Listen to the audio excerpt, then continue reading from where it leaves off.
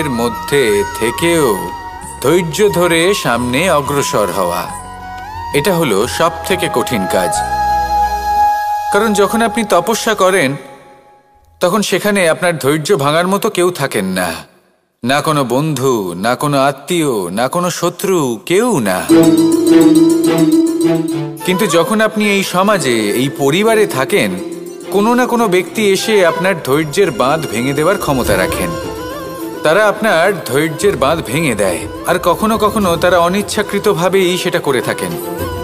কারণ তাদের মানসিকতা আপনার থেকে আলাদা, তাদের কর্ম আপনার থেকে আলাদা, তাদের দৃষ্টিভঙ্গি আপনার থেকে আলাদা, জীবন যাপন আপনার থেকে আলাদা। সেক্ষেত্রে আপনি ধৈর্যচ্যুত হন, প্রসন্নতা আপনার থেকে ছিনিয়ে নেওয়া হয়।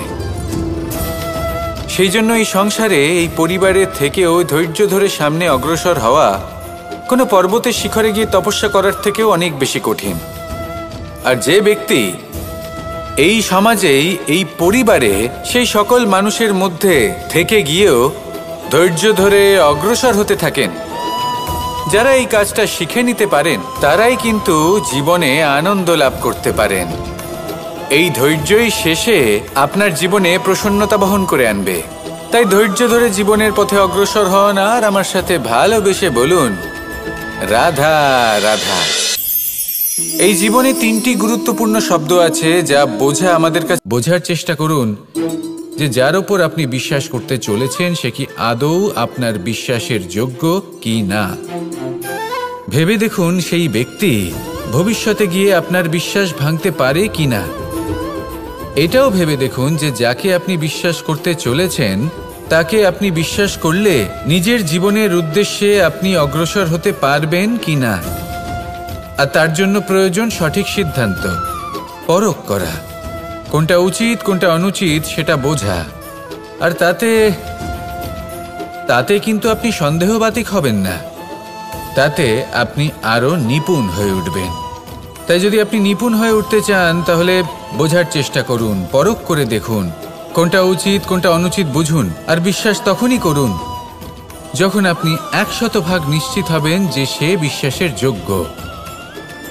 আসুন আমার সাথে ভালোবেসে বলুন, রাধা রাধা। রাধা কখনো কখনো আমার জন্য বড়ই। মনে রাখবেন, আপনি হলেন সেই দুধ যাকে মন্থন সহ্য করতে হবে মাখন হয়ে ওঠার জন্য।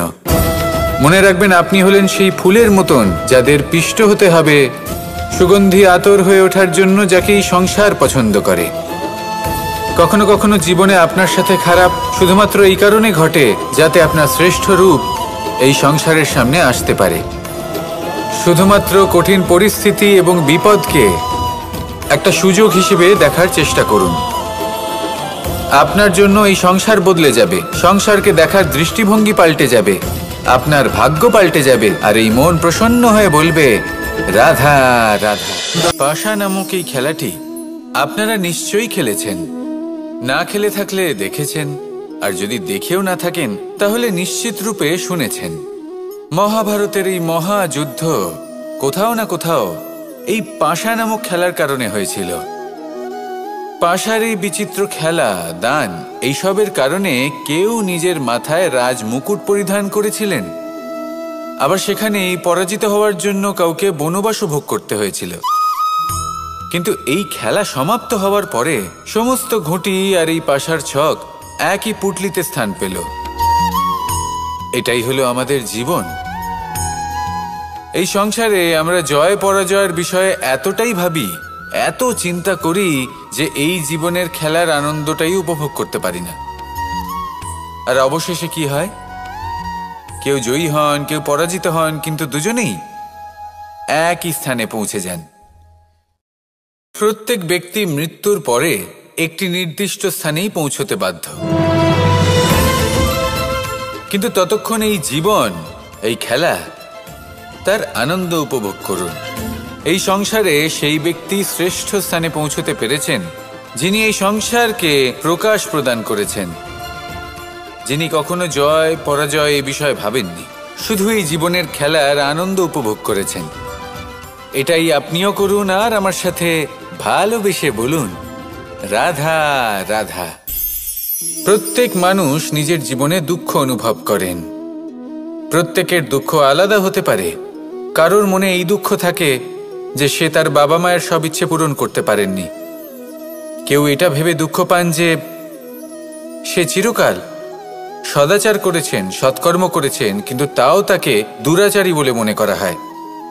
কেউ এটা ভেবেও দুঃখ পান যে তার সামনে যে ব্যক্তি রয়েছেন তার চোখে তিনি শত্রু হয়ে উঠেছেন বা দুষ্ট হয়ে উঠেছেন, যেখানে তিনি হয়তো কোনো অনুচিত কাজই করেননি। এবার এই সমস্ত বিষয় নিয়ে ভেবে নিজের ব্যক্তিত্ব নিয়ে সন্দেহ প্রকাশ করবেন না। যদি নিজের ব্যক্তিত্ব নিয়ে কোনো সন্দেহ থেকে থাকে, তাহলে কর্ম সংক্রান্ত প্রশ্ন করুন যে আপনি যা করেছেন তাতে কি উচিত ছিল, কি অনুচিত ছিল। যেটা প্রয়োজন সেটা এটা বোঝার যে আপনার অন্তর্মন, আপনার বিবেক আপনাকে কি বলছে, আর আপনার অন্তর্মন আর আপনার বিবেক আপনাকে যেটা করতে বলবে শুধু সেটাই করুন। আর তারপরে এই সংসার কি বলবে, কি ভাববে সেসব নিয়ে ভাবতে যাবেন না, কারণ এই সংসার তো ঈশ্বরকেও প্রশ্ন করে থাকে, ঈশ্বরকেও দোষী মনে করে। কখনো কখনো যখন কোনো ঘটনা মানুষের ইচ্ছা অনুযায়ী ঘটে না, তখন মানুষ এটা বলে যে হে ঈশ্বর, আপনি আমার পাশে থাকলেন না, আপনি বড়ই কঠোর, এটা আপনার দোষ। যেখানে বেশিরভাগ সময় হয়তো সে নিজেই নিজের কর্মফল ভোগ করছে। আর কখনো কখনো ঈশ্বর হয়তো তার জন্য আরো ভালো কোনো পরিকল্পনা করে রেখেছেন, কিন্তু মানুষ সেটা বুঝতে পারে না। তাই দিনের শেষে যেটা প্রয়োজন সেটা হলো নিজের মনের কথা বুঝতে হবে। আপনার বিবেক কি বলছে শুধু সেটাই করুন, আর সামনে এগোতে থাকুন। আমার সাথে ভালোবেসে বলুন, রাধা রাধা। পরিবর্তন, এটা হলো সৃষ্টির অমূল্য নিয়ম। এই সংসারে সবকিছু সময়ান্তরে পরিবর্তিত হয়, এই সময়ও পরিবর্তিত হয়। পরিবর্তন চিরকাল হয়ে এসেছে আর চিরকাল হতে থাকবে। কিন্তু এবার আমরা সেই পরিবর্তন কিভাবে লাভ করব যেটা আমাদের প্রয়োজন, যেটা আমরা চাই। আমরা জীবনে বিকাশ চাই। এই বিকাশ কিভাবে লাভ করতে পারি? এই প্রকৃতি কিন্তু আমাদের অত্যন্ত উত্তম উদাহরণ দিয়ে বুঝিয়েছে। একটি বিন্দুর উদাহরণ দিয়েছে যা ভবিষ্যতে একটা বিশাল নদীর আকার ধারণ করে। এটা কিভাবে হয়? মেঘ থেকে একটি বিন্দু ঝরে পড়ে সেই পর্বতের ওপর যেখানে হিম আছে। সেই হিমের সংস্পর্শে আসা মাত্র সেই বিন্দুর সাথে আরো বেশ কিছু বিন্দু যুক্ত হয়। তারপর তারা অগ্রসর হয়, আরো কিছু বিন্দু যুক্ত হয়, আস্তে আস্তে একটা ক্ষীণ ধারার রূপ ধারণ করে, এবং সেটাই ভবিষ্যতে আরো এগোতে থাকে। অনেকটা যাওয়ার পর যখন অনেক সংখ্যক বিন্দু একসাথে যুক্ত হয়, তখন সেটা বিশাল নদীর আকার ধারণ করে। এবার আমরা মানুষ বলে আমাদের সাথে এই নিয়মের অন্যথা হয় তা নয়। আমরাও এই প্রকৃতির অংশ, আমাদের ক্ষেত্রেও একই নিয়ম প্রযোজ্য। যখন পরিশ্রম করে অনেক সংখ্যক বিন্দু আমরা একত্রিত করব, তখনই পরিবর্তনের নদী প্রবাহিত হবে। প্রয়োজন হলো নিরন্তর পরিশ্রম করা এবং ধৈর্য ধরা। এটা করতে থাকুন, জীবনে সব কিছু লাভ করতে পারবেন। কারণ প্রকৃতি আমাদের এটাই শিখিয়েছে, আর আমরা এই ব্রহ্মরই একটি অংশ, যার দ্বারা এই ব্রহ্মাণ্ড নির্মিত। আসুন আমার সাথে ভালোবেসে বলুন, রাধা রাধা। কখনো এই প্রকৃতির দিকে তাকিয়ে থাকবেন। আমরা প্রত্যেকেই অবশ্যই এমন সময় দেখেছি যখন অনেকগুলো সমস্যা একসাথে আমাদের জীবনে এসে পড়ে। সমস্যা আমাদের প্রত্যেকের জীবনেই থাকে। আমরা তার সমাধান খুঁজতে চেষ্টা করি, কখনো সমাধান খুঁজে পাই। এদের ওপরে এই দোষ চাপিয়ে দেন যে এদের জন্যই এই সমস্যা এসেছে। এবার যদি আমি আপনাকে কোনো পরামর্শ দিই, তাহলে এটাই বলবো যে দৃষ্টিভঙ্গি পাল্টে দেখুন। এই দৃষ্টিভঙ্গি দিয়ে দেখুন যে এই সংসারে যে সমস্যাই আসুক না কেন, তার জন্য কেউ দোষী নয়, না আপনি না অন্য কেউ। এই পুরো খেলাটাই আপনার মানসিকতা, আপনার দৃষ্টিভঙ্গির, আপনার মনের। কিভাবে বোঝাচ্ছি? যখন আমাদের মন শক্ত থাকে, তখন কঠিন থেকে কঠিনতর পরিস্থিতিও আমাদের জীবনে খুব বেশি হলে প্রতিস্পর্ধা হয়ে কঠিন পরিস্থিতিকে প্রতিস্পর্ধা হিসেবে দেখে, আর তার মধ্যেও একটা সুযোগ খুঁজে নেয়। আমাদের শুধু এটাই করতে হবে, এই সংসারে অন্য কাউকে দোষী মনে করলে আপনার সমস্যা দূর হয়ে যাবে না। সেই জন্য এই সংসারকে দোষ দেওয়ার বদলে এই সমস্যার মূলে চলে যান, সেটাকে বুঝুন, নিজের এই মনকে শক্ত করে তুলুন। যদি আপনার মন শক্তিশালী হয় তাহলে এই সংসারে অনেক বড় বড় কঠিন থেকে কঠিনতর পরিস্থিতিও যদি আসে, আপনার জীবনে যতই বড় বড় সমস্যা আসুক না কেন আপনার লক্ষ্য লাভে বাধা দিতে পারবে না। আসুন আমার সাথে ভালোবেসে বলুন, রাধা রাধাতে পরিণত হয় এবং পূর্ণরূপে নিজের অস্তিত্ব হারিয়ে ফেলে। এটাই পাতার সাথেও হয়। এই পাতা যতক্ষণ গাছের ডালের সাথে যুক্ত ততক্ষণ তার অস্তিত্ব থাকে। যখনই ডাল থেকে বিচ্ছিন্ন হয় সেও নিজের অস্তিত্ব হারিয়ে ফেলে। আর এটাই আমাদের সাথেও হয়। যতক্ষণ আমরা নিজেদের আপনজনের সাথে যুক্ত থাকি আমাদের অস্তিত্ব বজায় থাকে। যখন আপনজনদের সাথে সম্পর্ক ছিন্ন করি তখন আমরাও আমাদের অস্তিত্ব হারিয়ে ফেলি। এবার এই সংসারের প্রত্যেক ব্যক্তি স্বতন্ত্র থাকতে চান, আর অনেক ব্যক্তি স্বতন্ত্র থাকবেন বলে আপনজনদের দূরে করে দেন আর তাদের সাথে এই সম্পর্ক ছিন্ন করেন। এটা কি সত্যি প্রয়োজন?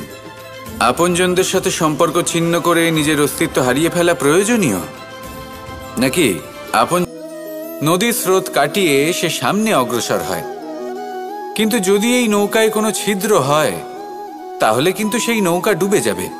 আর এতে কোনো তফাৎ হবে না যে সেই ছিদ্র ছোট নাকি বড়, নৌকা ডুবে যাবে।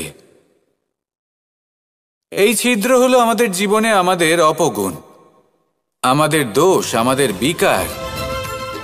কখনো এটা ভাববেন না যে এই দোষ খুবই ছোট, এতে কিছুই যাবে আসবে না। না, সেই ছোট দোষ, সেই ছোট বিকার যদি সেটাকে শুধরে না নেন তাহলে সেটা আপনাকে আপনার পতনের দিকে নিয়ে যাবে। শেষ পর্যন্ত এটা আপনার উপর নির্ভরশীল যে আপনি কি চান। আপনার জীবনের এই নৌকা এভাবেই ডুবে যেতে দেখবেন, নাকি নিজেকে শুধরে নিয়ে সেই নৌকার সেই ছিদ্রটাকে ভরিয়ে তুলতে চাইবেন? নির্বাচন আপনার। আসুন আমার সাথে ভালোবেসে বলুন, রাধা রাধা। হতে থাকে সেরকমই একটা শিক্ষা যেটা আমরা জল থেকে পেয়ে থাকি তা হলো এটা, আমরা যখন জলের দিকে তাকাই তখন আমরা নিজের প্রতিবিম্ব দেখি, স্পষ্টভাবে দেখতে পাই। কিন্তু তখনই দেখতে পাই যখন এই জল শান্ত থাকে, স্থির থাকে। যদি এই জল অশান্ত হয়ে থাকে, স্থির না হয়, তাহলে আমরা এতে নিজের প্রতিবিম্ব দেখতে পাই না।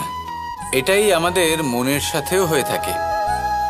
যখনই জীবনে কোনো সংকট আসে, যদি আমরা শান্ত মনে, স্থির মনে সিদ্ধান্ত নিই, তাহলে সেটা এমন একটা শীতল সিদ্ধান্ত হবে যেটা আমাদের ভবিষ্যৎকে একটা শ্রেষ্ঠ স্থানে নিয়ে যাবে।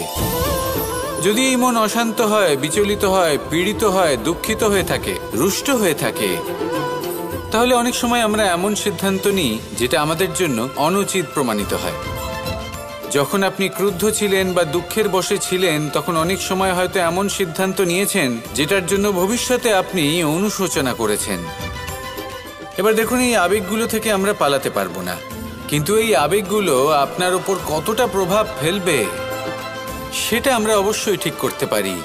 এই মনকে আমরা নিয়ন্ত্রণ করতে পারি। এটাই করুন, চিন্তা করুন এই মনকে শান্ত। যদি আপনি সমীক্ষা করেন তাহলে বিবেক দ্বারা করুন। যদি আপনি ধন অর্জন করতে চান তাহলে নীতি অনুসারে চলুন। যদি জীবনযাপন করতে চান তাহলে রীতি মেনে করুন। আর যদি ঈশ্বরের ভজন করতে চান তাহলে ভক্তিভাব নিয়ে করুন। শুধু এই কথা মনে রাখবেন যে আপনার এই জীবন কিন্তু অনিশ্চিত কাল পর্যন্তই আছে। কতক্ষণ আছে সেটা কেউ জানে না। তাই কিছু মুহূর্ত যেটা যাপন করতে আমরা এখানে এসেছি সেখানে ক্রোধ, অহংকার, ঈর্ষা, এইসব আবেগের কি গুরুত্ব বলুন তো? এগুলো ত্যাগ করুন। মানুষকে ক্ষমা করতে শিখুন। আস্তে আস্তে বিশ্বাস করতে শিখুন। এই সংসারে নিঃস্বার্থভাবে প্রেম করতে শিখুন আর সবার মধ্যে আনন্দ বিতরণ করুন। তাই এই সব গুণ যদি আপনি আত্মসাৎ করতে পারেন, তাহলে আপনার জীবনে শুধু আনন্দ এবং আনন্দই বিরাজমান হবে। আসুন আমার সাথে ভালোবেসে বলুন, রাধা রাধা রাধা রাধা রাধা রাধা। ধর্মরথের 4টি অশ্ব চালানোর জন্য যিনি সারথি হবেন, তার যে 4টি গুণ থাকা প্রয়োজন, সেই সমস্ত গুণ অর্জুনের মধ্যে উপস্থিত রয়েছে। কর্মের শক্তি রয়েছে, ধর্মের প্রতি আসক্তি রয়েছে, জ্ঞানের অভিব্যক্তি রয়েছে এবং সমর্পণের ভক্তি রয়েছে। আপনার কি মনে হয় আমি কি করছি? আপনি বলবেন আমি প্রদীপ জ্বালাচ্ছি। সঠিক, কিন্তু প্রশ্ন হচ্ছে যে আমি কি আপনাকে বলেছি যে একে প্রদীপ বলা হয়? না। এই প্রদীপ কি নিজেই নিজের পরিচয় আপনাকে দিয়েছে? না। তাহলে আপনি কি করে জানলেন যে একে প্রদীপ বলা হয়? উত্তর হচ্ছে প্রকাশ, যে স্বয়ং জ্বলে অন্ধকারের মধ্যে সংসারকে পথ দেখায়, সেটাই প্রদীপ। যা নিরাশার মাঝে আশার আলো প্রদর্শন করে, সেটাই প্রদীপ। অপর দিকে আছে সাপ, যাকে না দেখেও তার ফনার আওয়াজ শুনেই লোকে ভয় পেয়ে যায়। তার মানে ব্যক্তির পরিচয় তার কর্মের দ্বারা পাওয়া যায়। তাই আপনার এটা বলার প্রয়োজন নেই যে আপনার পরিচয় কি। এটা আপনার কর্মই নিশ্চিত করবে যে লোকে আপনাকে প্রদীপ ভেবে ভালোবাসবে নাকি সাপ ভেবে ভীত হয়ে থাকবে। রাধা রাধা। সময় কত বিচিত্র হয়। সময় আমাদের পক্ষে থাকলে আমরা নিজেদের রাজা মনে করে নিই, আর সেই সময় যদি বিপক্ষে চলে যায় তাহলে নিঃস্ব হতে সময় লাগে না। তাই মানুষের একটা অভ্যেস আছে, খারাপ সময়ের জন্য কিছু সঞ্চয় করা। আত্মীয়, বন্ধু খারাপ সময় পাশ থেকে সরে যায়। যশ, মান প্রতিকূল সময় চিরস্থায়ী হয় না। তাই মানুষ মনে করে অর্থ সঞ্চয় করাই শ্রেয়। অর্থের কোনো হৃদয় নেই যা সময়ের সাথে পরিবর্তিত হবে। সংসার বলে সর্বদা অর্থ সঞ্চয় করতে থাকুন। খারাপ সময় অবশ্যই কাজে লাগবে, কিন্তু আমি বলবো শুভ কর্ম করতে থাকুন, আনন্দে থাকুন, নিজের ওপর আর ঈশ্বরের ওপরে বিশ্বাস রাখুন। খারাপ সময় কখনো আসবেই না। রাধা রাধা। প্রকৃতি মানুষকে এক বিশেষ শক্তি দিয়েছে, অন্য জীবের থেকে বেশি শক্তি দিয়েছে। স্মরণ শক্তি। এই শক্তি মানুষকে অন্য জীবের থেকে ভিন্ন করে, ইতিহাস রচনা করার প্রেরণা দেয়, জ্ঞানকে বংশানুক্রমে এগিয়েও নিয়ে যায়। আর যারা ভুলে যান, অধিকাংশ সময় তারা উপহাস আর দয়ার পাত্র হয়ে যান। কিন্তু এটাই কি প্রকৃত রূপে সত্য? না। এই স্মরণ শক্তি মানুষের বিকাশের সব থেকে বড় বাধা হয়ে দাঁড়ায়। তার মনকে দূষিত করে দেয়। খারাপ অভিজ্ঞতা, কারোর করা বিশ্বাসঘাতকতা, কারোর কটাক্ষ বেশিরভাগ মানুষই ভুলতে পারেন না, আর তারপর প্রতিশোধ নিতে উদ্যত হন। প্রথমে সময় নষ্ট করেন প্রতিশোধের প্রস্তুতিতে, আর তারপর সময় নষ্ট করেন প্রতিশোধ নেওয়ার সুযোগ খুঁজতে। যদি সন্তুষ্টি পেতে চান, যদি জীবনে আনন্দ পেতে চান, তাহলে স্মরণ শক্তির সদ্ব্যবহার করুন। নিজের স্মরণ শক্তিকে চালনা করুন শুধুমাত্র ভালো কথা আর ভালো স্মৃতির দিকে। জীবনে আনন্দ পাবে। রাধা রাধা। মানুষ নিজের পরিবারের জন্য কত কিছুই না করে, দিন রাত পরিশ্রম করতে থাকে যাতে তার পরিবারের প্রয়োজন পূরণের জন্য অর্থ রোজগার করতে পারে। কিন্তু শুধু অর্থ রোজগার করাটাই কি যথেষ্ট? আপনি বলবেন, হ্যাঁ নিশ্চয়ই, অর্থ দিয়ে সব কিছু পাওয়া যায়, বিদ্যা পাওয়া যায়, বাড়ি পাওয়া যায়, ওষুধ পাওয়া যায়, আর কত কিছুই না পাওয়া যায়। এইসব একটা পর্যায় পর্যন্ত সঠিক, কিন্তু একটু মন দিয়ে ভেবে দেখুন, যখন কোনো শিশু অসুস্থ হয়ে পড়ে তখন সে ওই তিক্ত ওষুধ কেন খেয়ে নেয়? এই জন্য কারণ ওর পিতা সেই ওষুধ অর্থ দিয়ে কিনেছে? না, বরং এই জন্য কারণ তার পিতা যে তার সামনে দাঁড়িয়ে, তার ওপরে তার বিশ্বাস আছে। বিশ্বাস আছে যে উনি তার কিচ্ছু হতে দেবেন না। এই বিশ্বাস, এই সংস্কার, এই শিক্ষা কখনো অর্থ দিয়ে পাওয়া যায় না। এইটা পাওয়া যায় সেই সময় থেকে যা মাতা পিতা তাদের সন্তানের সাথে কাটিয়েছেন। তাই জীবনে অর্থ অবশ্যই উপার্জন করুন, কিন্তু নিজের পরিবারকেও সময় দিন, আনন্দ পাবে। রাধা রাধা। কখনো কোনো পাখিকে দেখেছেন? যখন তারা ডিম পাড়তে প্রস্তুত হয় তখন তারা সবচেয়ে আগে একটা স্থান খোঁজে, একটা স্থান যা বর্ষা, রৌদ্র আর শত্রুর থেকে সুরক্ষিত হয়। তারপর তারা বাসা তৈরি করে, তারপরেই ডিম পাড়ে, আর তারপর যখন সেই ডিম ফুটে তার সন্তানদের জন্ম হয়, সে তাদের খাবার খাওয়ায়, তাদের রক্ষণাবেক্ষণ করে। কিন্তু যখন তাদের ডানা গজায় তখন না সে তাদের খাবার দেয় আর না তাদের বাসা বানাতে শেখায়। শুধুমাত্র তাদের উড়তে শেখায় সে। তারপর সেই বাচ্চারা আকাশে উড়তে শিখে নিজেরাই নিজেদের খাবার জোগাড় করতে শিখে যায়, নিজেরাই নিজেদের বাসা বানাতে শিখে যায়। আর আমরা মানুষেরা কি করি? আমাদের সন্তান বড় হয়ে যাওয়া সত্ত্বেও তাদের নিয়ে সর্বদা দুশ্চিন্তা করি। তার জন্য আমরা গৃহ নির্মাণের চেষ্টা করি। নিজের সন্তানকে আরও শক্তিশালী করে গড়ে তোলার বদলে তাকে আমরা দুর্বল করে দিই। জীবনে সেটাই করুন যা একটা পাখি করে। নিজের সন্তানকে আকাশে ওড়ার শিক্ষা দিন, সংস্কার দিন, আর একটা নির্দিষ্ট সময়ের পরে তাকে নিজের আকাশ নির্ধারণ করতে মুক্ত করে দিন। রাধা রাধা। সাগরে সেতু বাঁধার গল্প তো আপনারা নিশ্চয়ই শুনে থাকবেন। রামচন্দ্রের সেনাকে 100 যোজন সমুদ্র অতিক্রম করে লম্বাভাবে তখন এক উপায় নির্ধারিত হল। পাথরের ওপর লেখা হলো রামের নাম। আর যখন সেই পাথরগুলোকে সাগরে ফেলা হলো সেগুলো ভাসতে লাগলো।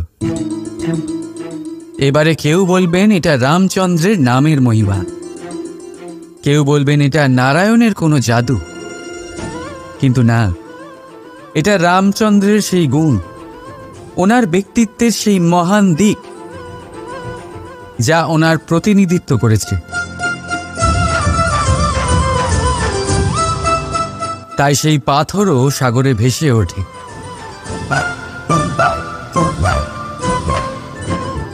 ঠিক সেইভাবেই যেখানে আমরা থাকি না সেখানে আমাদের গুণ আমাদের প্রতিনিধিত্ব করে। আমাদের নামের শক্তি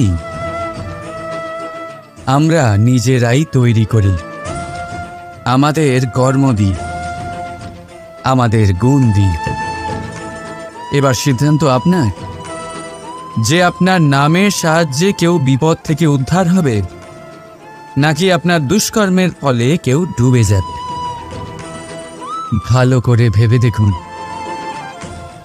রাধা রাধা। আমাদের জীবনে গুরুজনেরা, জ্ঞানী মানুষজন সবসময় একটা কথা বলেন, ধৈর্য ধরো। শুধুমাত্র দুটো শব্দ, কিন্তু কতটা বিশাল সেটা বোঝার চেষ্টা করুন। ছোট একটা অস্ত্র হাতে নিন এবং একটা বিশাল পর্বতে নিরন্তর প্রহার করতে থাকুন। ধৈর্য ধরে সেই কাজ করতে থাকুন। এমন একদিন আসবে এই বিশাল পর্বতে আপনি একটা পথ তৈরি করবেন। কোনো ধনুর্ধর যখন নিজের বিদ্যা অর্জন করেন তখন তাকেও ধৈর্য ধরতে হয়, তার নিজেকে সময় দিতে হয়, তবেই সে ধনুর্বিদ্যা শিখতে পারে। সেইভাবে আমাদের জীবনেও ধৈর্য ধরার খুব প্রয়োজন। পরিবারে ধৈর্য রাখতে পারলে তাহলে আস্তে আস্তে দেখবেন প্রেম বৃদ্ধি পাচ্ছে। সমাজে যদি ধৈর্য রাখতে পারেন তাহলে আস্তে আস্তে এই সমাজ আপনাকে সম্মান করবে। যদি নিজের জীবনে ধৈর্য রাখতে পারেন তাহলে নিজে থেকেই আত্মবিশ্বাস বাড়বে, নিজের বিকাশ হবে। জীবনে সবই সম্ভব যদি ধৈর্য রাখতে পারেন। হয়তো আস্তে আস্তে হবে, কিন্তু হবে অবশ্যই। শুধু ধৈর্য রাখুন, কারণ ধৈর্যই সবথেকে বড় পুঁজি। আসুন আর আমার সাথে ভালোবেসে বলুন, রাধা রাধা।